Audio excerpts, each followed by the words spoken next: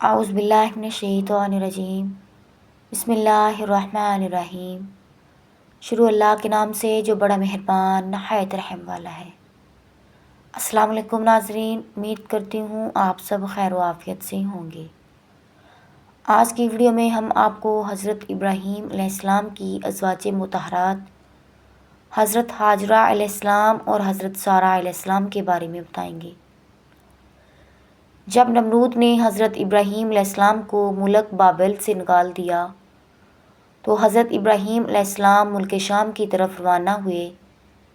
ان کے ساتھ ان کی بیوی حضرت سارہ علیہ السلام اور بھتیجا حضرت لوط علیہ السلام تھے۔ جب حضرت سارہ علیہ السلام کا نکاح حضرت ابراہیم علیہ السلام سے ہوا تو حضرت سارہ علیہ السلام کافی آسودہ حال تھیں۔ ان کے پاس بہت سے مویشی اور زمینیں تھیں۔ حضرت سارہ علیہ السلام نے تمام اموال حضرت ابراہیم علیہ السلام کو بخش دیے۔ حضرت ابراہیم علیہ السلام نے اپنی مہارت سے تمام امور کی اصلاح کی، زراعت اور مویشیوں میں ترقی ہوئی، یہاں تک کہ بابل میں کسی کا حال ان سے بہتر نہیں تھا۔ اس لیے نمرود نے یہ سارا مال حضرت ابراہیم علیہ السلام سے لینے کی کوشش کی۔ حضرت ابراہیم علیہ السلام حضرت سارہ علیہ السلام اور اپنے بھتیجے حضرت لوط علیہ السلام کو لے کر چلے۔ حضرت ابراہیم علیہ السلام نے کہا، میں اپنے پروردگار کی طرف یعنی بیت المقدس جا رہا ہوں، وہ عنقریب میری رہبری کرے گا۔ حضرت ابراہیم علیہ السلام ایک غیور انسان تھے، اس لیے انہوں نے اس سفر میں اپنی بیوی حضرت سارہ علیہ السلام کو ایک صندوق میں ڈال دیا تاکہ وہ غیر مردوں کی نظروں سے محفوظ رہیں۔ جب راستے میں ملک مصر کی سرحد پر پہنچے، اس وقت ملک مصر پر ایک عرب بادشاہت کرتا تھا۔ مصر کی سرحد پر ایک سپاہی نے حضرت ابراہیم علیہ السلام کو اپنے مال کا محصول ادا کرنے کے لیے روک لیا۔ وہ سپاہی حضرت ابراہیم علیہ السلام کے سامان کی جانچ پڑتال کرنے لگا۔ وہ جانچ پڑتال کرتے کرتے اس صندوق کے پاس آیا جس میں حضرت سارہ علیہ السلام تھیں۔ سپاہی بولا، یہ صندوق کھول کر دکھائیں۔ حضرت ابراہیم علیہ السلام نے کہا، فرض کرو یہ صندوق سونے یا چاندی سے بھرا ہے، اب اس کے لیے جو کچھ محصول تم چاہتے ہو میں وہ تمہیں دے دیتا ہوں، لیکن تم اس صندوق کو مت کھولو۔ سپاہی نے کہا، جب تک صندوق نہ کھولو گے اس کا حساب نہیں ہو سکتا۔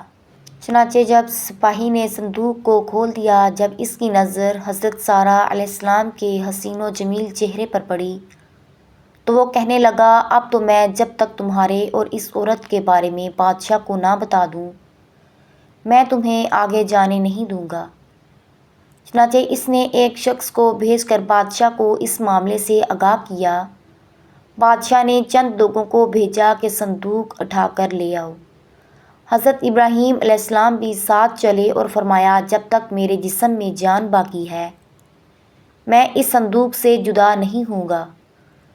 جب بادشاہ کو یہ اطلاع دی گئی تو اس نے حکم دیا کہ ابراہیم کو بھی صندوق کے ساتھ آنے دیا جائے۔ چنانچہ حضرت ابراہیم علیہ السلام کو صندوق اور ان کے باقی سامان کے ساتھ بادشاہ کے دربار میں پیش کیا گیا۔ حضرت ابراہیم علیہ السلام بادشاہ کے سامنے پہنچے اور جب بادشاہ کی نظر حضرت سارہ علیہ السلام پر پڑی تو اس نے بے اختیار اپنا ہاتھ حضرت سارہ علیہ السلام کی طرف بڑھایا۔ حضرت ابراہیم علیہ السلام جو غیرت و حمیت کے سرچشمہ تھے وہ سخت پریشان ہوئے اور ادھر سے منہ موڑ لیا اور اللہ تعالیٰ سے دعا کی، اے میرے پروردگار، میرے اہل حرم کو اس شخص کے ہاتھ سے محفوظ رکھنا۔ اسی وقت بادشاہ کا ہاتھ سوکھی لکڑی کی مانند ہو گیا۔ بادشاہ نے حضرت ابراہیم علیہ السلام کو مخاطب ہو کر کہا، کیا تمہارے خدا نے میرا ہاتھ خشک کر دیا ہے؟ حضرت ابراہیم علیہ السلام نے فرمایا، ہاں، میرا خدا غیور ہے، وہ حرام کاموں کو ناپسند کرتا ہے۔ بادشاہ نے کہا، آپ اپنے خدا سے دعا کریں وہ میرا ہاتھ ٹھیک کر دے، میں آپ کے حرم کے ساتھ کوئی ایسی حرکت نہیں کروں گا۔ اگر حضرت ابراہیم علیہ السلام نے دعا کی اور بادشاہ کا ہاتھ ٹھیک ہو گیا، تاہم بادشاہ نے دوبارہ حضرت سارہ علیہ السلام کو دیکھا اور اپنا ہاتھ ان کی طرف بڑھایا، اس پر پہلے کی طرح اس کا ہاتھ سوکھ گیا۔ تب اس نے دوبارہ حضرت ابراہیم علیہ السلام سے دعا کی درخواست کی حضرت ابراہیم علیہ السلام نے فرمایا، اب میں تمہارے ہاتھ کے شفا یاب ہونے کے لیے اس شرط پر دعا کروں گا کہ تم پھر سے اپنا ہاتھ آگے نہیں بڑھاؤ گے۔ اگر تم ایسا کرو اور تمہارا ہاتھ خشک ہو جائے تو تم مجھ سے دعا کے لیے نہیں کہو گے۔ بادشاہ نے یہ شرط مان لی۔ اب حضرت ابراہیم علیہ السلام نے کہا، اے پروردگار، اگر یہ سچ کہہ رہا ہے تو اس کے ہاتھ کو ٹھیک کر دے۔ اس پر بادشاہ کا ہاتھ اپنی اصلی حالت میں آ گیا۔ بادشاہ کے دل میں حضرت ابراہیم علیہ السلام کا رعب بیٹھ گیا۔ بادشاہ نے حضرت ابراہیم علیہ السلام سے کہا، تم بے خوف رہو، میں اب تمہاری حرمت سے باز رہوں گا۔ جس جگہ چاہو جاؤ، لیکن تم سے میری ایک درخواست ہے۔ حضرت ابراہیم علیہ السلام نے پوچھا، وہ کون سی درخواست ہے؟ بادشاہ نے کہا، میں اپنی بیٹی کو بطور کنیز حضرت سارہ علیہ السلام کو دینا چاہتا ہوں۔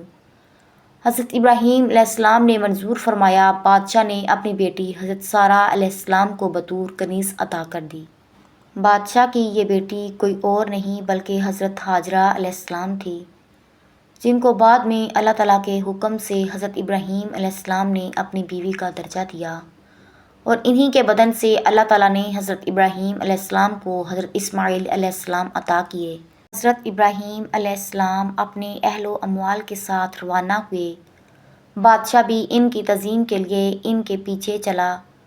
بعد میں خدا نے حضرت ابراہیم علیہ السلام کو وحی کی کہ کھڑے ہو جاؤ، اس بادشاہ کے آگے نہ چلو جس پر قابو پا چکے ہو، بلکہ اس کو آگے کرو اور خود اس کے پیچھے چلو اور اس کی تعظیم کرو، کیونکہ وہ بادشاہی کے باوجود مغلوب اور لاچار ہے۔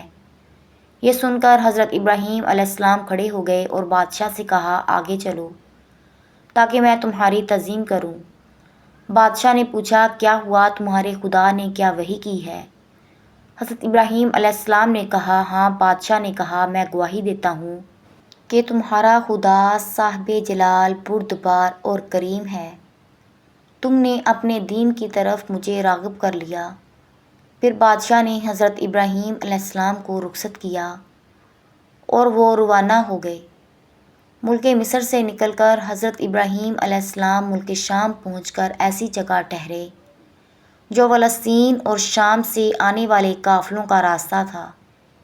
اس راستے پر اللہ تعالیٰ کے نیک بندوں نے اپنا رہنا سہنا شروع کر دیا۔ ناظرین، امید کرتی ہوں آپ کو آج کی ویڈیو اچھی لگے گی۔ ویڈیو اچھی لگی تو اس کو لائک شیئر کرنا نہ بھولیے گا اور چینل کو سبسکرائب لازمی کر دینا تاکہ آنے والی ہر نئی ویڈیو کا نوٹیفیکیشن آپ کو ملتا رہے۔ ہوتی ہے ملاقات ایک نئی ویڈیو کے ساتھ، تب تک مجھے دیجیے اجازت۔ اللہ حافظ۔